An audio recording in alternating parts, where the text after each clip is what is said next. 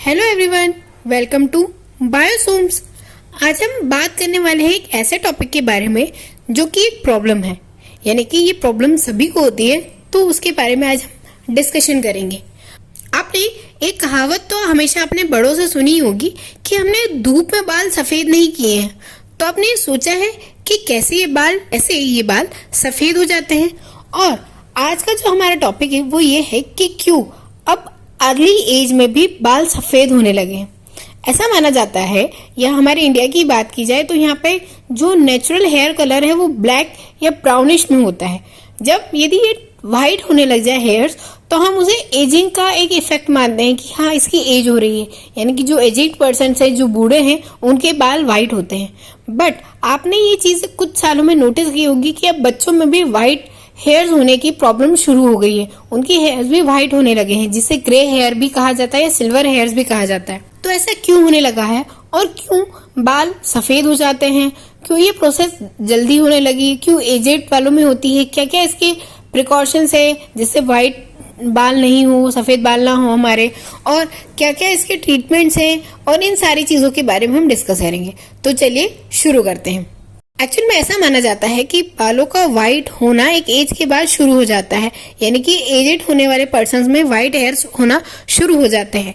और ये हेयर्स का व्हाइट होना एक फॉलिकल की वजह से होता है।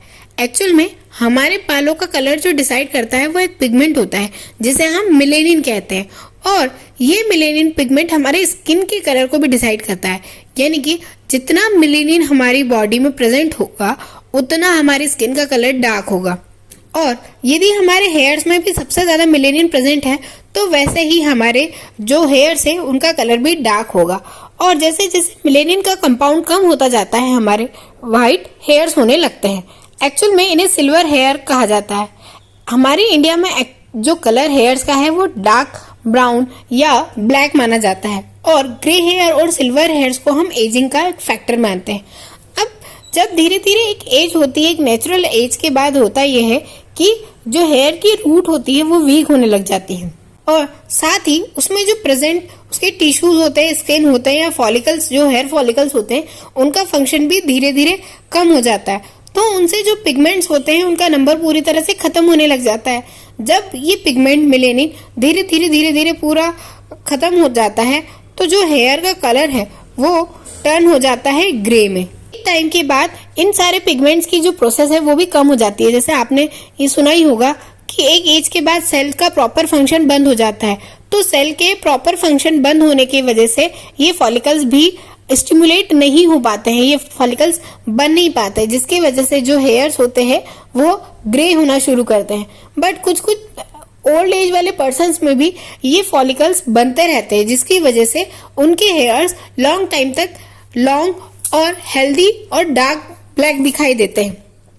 पर कुछ समय बाद, एक एज के फैक्टर के बाद, ये पूरी तरह से किल हो जाता है, यानी कि ये जो फॉलिकल्स है पूरी तरह से डिस्ट्रॉय हो जाता है, जिसकी वजह से कंप्लीट हेयर उनके जो होते हैं वो व्हाइट हो जाते हैं, और साथ ही उनके हेयर झड़ना भी शुरू करते होंगे।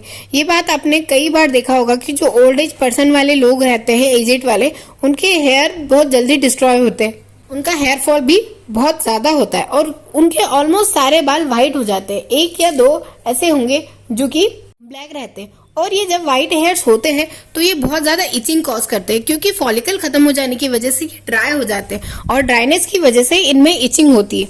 तो जब भी व्हाइट हेयर्स आते हैं तो उसकी वजह से थोड़ी सी इचिंग होती है।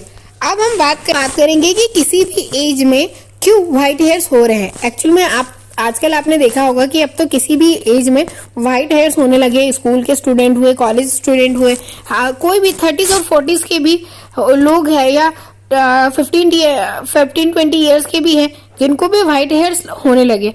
तो इसका रीजन क्या है? एक्चुअल में इसका रीजन जीन भी हो सकता है, बट ये एक सेकेंडरी रीजन है कि जीन्स की वजह से यदि किसी के, आपके पेरेंट्स के या आपकी फैमिली में किसी को बहुत जल्दी व्हाइट हेयर्स हुए हैं तो वो जीन आपको ट्रांसफर होते हैं और उसकी वजह से होता है। बट आजकल का जो मेन रीजन है ग्रे हेयर्स का होने का वो है पॉल्यूशन और केमिकल्स, क्योंकि हम इतने ज्यादा शैम्पू या जो भी हेयर ऑयल, ये जो भी सारी चीजें हेयर एसेसरीज के फॉर्म में यूज करते हैं, तो उनमें कुछ ना कुछ केमिकल होते हैं, जिसकी वजह से हमारे रूट के फॉलिकल्स में से मेलेनिन पिगमेंट धीरे धीरे कम होने लगता है और जिसके कारण ये मेलेनिन हमारे हेयर्स को व्हाइट टर्न करने में हेल्पफुल हो जाता है और इसीलिए बहुत जल्दी एज में भी व्हाइट हेयर्स होते हैं। दूसरा ये रीजन है कि बहुत ज्यादा पॉल्यूशन होने की वजह से हमारे स्कैल्प पर उन सारे डस्ट का डिपॉजिट हो जाता है और उस डस्ट के डिपॉजिट की वजह से प्रॉपर सेल को डेवलपमेंट नहीं मिल पाता, जिसकी वजह से वो फॉलिकल्स अपने सेल्स को खो देते हैं और उनका प्रॉपर फंक्शन बंद हो जाता है, जिसके कारण हमारे जो हेयर्स है वो व्हाइट हो जाते हैं। अभी तो हमने एक न्यूज में ही कहीं पढ़ा था कि 10 इयर्स के बेबी को भी ऑलमोस्ट सारे व्हाइट हेयर्स थे। तो जब उसका टेस्टिंग लगाया गया तो ये पाया गया कि उसमें बहुत ज्यादा मेलेनिन की कमी है, जिसकी वजह से उसके हेयर्स जो है वो पूरी तरह से व्हाइट हो गए। कुछ कुछ चीजें और भी होती है, जेनेटिक डिसऑर्डर की वजह से भी होता है। यदि आप कोई मेडिकेशन ले रहे हैं या कोई ऑटो इम्यून डिसीज है आपको, तो उसकी वजह से भी आपके हेयर बहुत जल्दी व्हाइट होने लगते हैं। या फिर आपके पेरेंट्स में से किसी को डिसीज हो तो उसकी वजह से भी वो जीन आप तक ट्रांसफर होते हैं।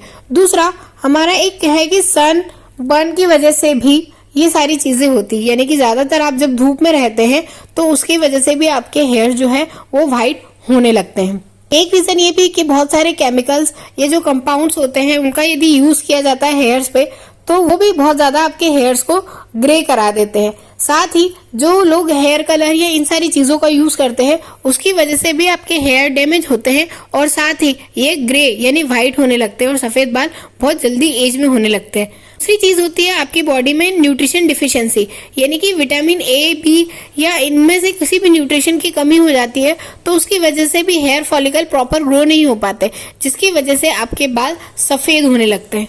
तो ये कुछ मेन रीजन है जिसकी वजह से हमारे हेयर्स व्हाइट होते हैं। अब इनसे प्रिवेंशन कैसे लिए जाए, तो सबसे पहला ये है कि जितना हो सके हम शैम्पूज या जो भी हेयर ऑयल यूज कर रहे हैं वो नेचुरल इंग्रेडिएंट से बना हो, ऐसा कोई हार्श केमिकल ना हो जो कि हमारे स्कल्प के लिए भी हार्मफुल हो और साथ में हमारे हेयर्स के लिए भी हार्मफुल हो। दूसरा, सबसे ज्यादा अपने आप के क्लीनिंग रखनी चाहिए, यानी जितना हाइजीन आप हेड को रखोगे, पॉल्यूशन फ्री रखोगे, उतना ज्यादा आपके हेयर हेल्दी रहेंगे। न्यूट्रिशन अच्छा लेना चाहिए, जो कि प्रोटीन के सोर्स होते हैं उन्हें ज्यादातर हमारी डाइट में लेना चाहिए, जिसकी वजह से हमारे हेयर जो है वो ग्रे में टर्न ना हो। साथ ही अभी आपने देखा होगा कि एक तारक मेहता के जो फेम है दिलीप जोशी, उनकी डॉटर की शादी में उन्होंने ग्रे हेयर्स ही रखे, मतलब प्राउडली उन्होंने बताया कि हाँ मेरे ग्रे हेयर्स है। तो आपने कभी नोटिस नहीं किया कि क्या वो हेयर कलर नहीं यूज कर सकती थी? ये सारी चीजें आपके नोटिस में जरूर आई होगी, बट ये हेयर कलर और ये सारी जो चीजें होती है, हाईलाइटिंग और ये सब, ये हेयर्स को हार्म करती है।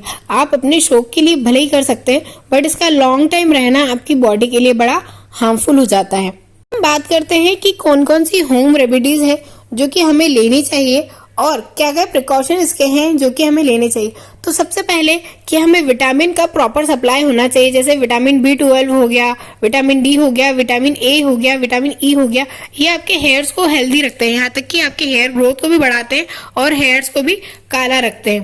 जितने हो सके मिनरल्स वाली चीजें खानी चाहिए, जिसमें zinc, iodine, iron, magnesium, potassium, calcium, copper, ये सारी चीजें हो, जिसकी वजह से आपके हेयर स्ट्रांग भी हो और उनका कलर जो है वो भी परमानेंट रहे।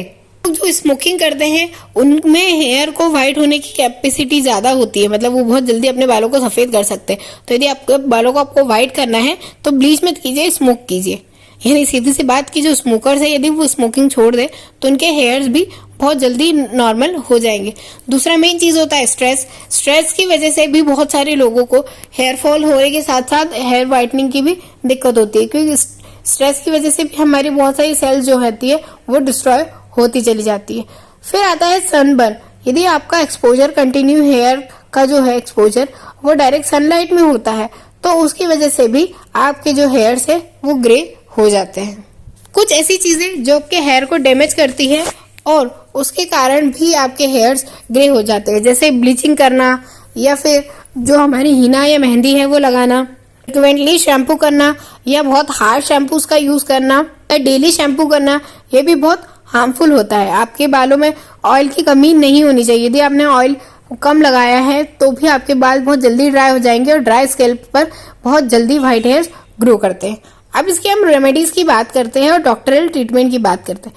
यदि आपके व्हाइट हेयर्स बहुत ज्यादा हो गए अर्ली एज में तो आप होम रेमेडीज भी यूज कर सकते हैं। साथ में आप अपने किसी भी कंसर्न डॉक्टर को दिखाकर उसका ट्रीटमेंट ले सकते हैं, क्योंकि ऐसा माना जाता है, लोगों का कहना है कि व्हाइट हेयर वापस ब्लैक नहीं होते, पर ऐसा नहीं है कि व्हाइट हेयर यदि प्रॉपर मेडिकेशन लिया जाए तो वो व्हाइट हेयर टूटकर अब जब नया ग्रो होगा तो ब्लैक हेयर ही ग्रो होगा। होम रेमेडीज की बात करते हैं तो होम रेमेडीज में आता है कोकोनट ऑयल। आपका जो कोकोनट ऑयल है वो सबसे अच्छा होता है। यदि आप सोने से पहले उसे मसाज करके हेयर्स में रखेंगे तो आप वॉश करेंगे तो आपके हेयर भी सॉफ्ट रहेंगे और उन्हें प्रॉपर हेयर्स को न्यूट्रिशन भी मिलेगा। कहा जाता है यदि आपने एक इंच के जिंजर को ग्रेट करके रोज पानी में पीते हैं तो भी उससे हेयर ग्रोथ भी अच्छी होती है और हेयर कलर भी डेंस होता है। आंवला सबसे बेस्ट सोर्स है हेयर्स के लिए और विटामिन सी का भी सोर्स है। यदि आप आंवला कैंडी या आंवला का कोई भी फॉर्म डेली बेसिस पर यूज करते हैं तो आपके हेयर्स की ग्रोथ भी अच्छी होगी और साथ में इनका कलर भी अच्छा हो जाएगा, यानी कि वापस ब्लैक हो जाएंगे। साथ ही आप नेचुरल डाई का यूज़ कर सकते हैं जो कि नेचुरल इंग्रेडिएंट से बनी होती है। उससे भी आप अपने ग्रे हेयर्स को छुपा सकते हैं और वो हार्मफुल नहीं रहते। बट कंटिन्यू ग्रे हेयर को हटाने के लिए आप भृंगराज और जितनी भी हमारी नेचुरल इंग्रेडिएंट्स हैं उनका यूज़ कर सकते हैं। शैम्पू और हेयर ऑयल भी वही यूज़ कीजिए जिसमें नेचुरल इंग्रेडिएंट्स हो। आई होप कि ये लेक्चर आपके लिए बहुत इंटरटेनिंग रहा होगा और नॉलेजेबल रहा होगा। तो प्लीज़ लेक्चर को लाइक कीजिए, शेयर कीजिए और चैनल को सब्सक्राइब कीजिए। Thanks for watching.